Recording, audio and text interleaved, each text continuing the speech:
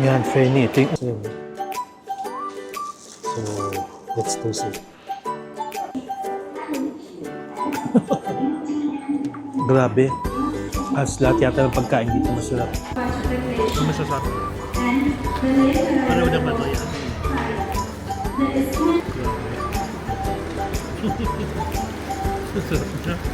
Poro Frenny, Chitose Airport and welcome to Roy's Chocolate. So, ayan Frenny, no?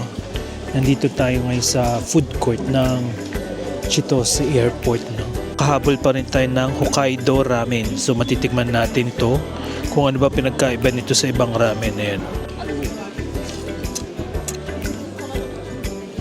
Ay, masarap siya.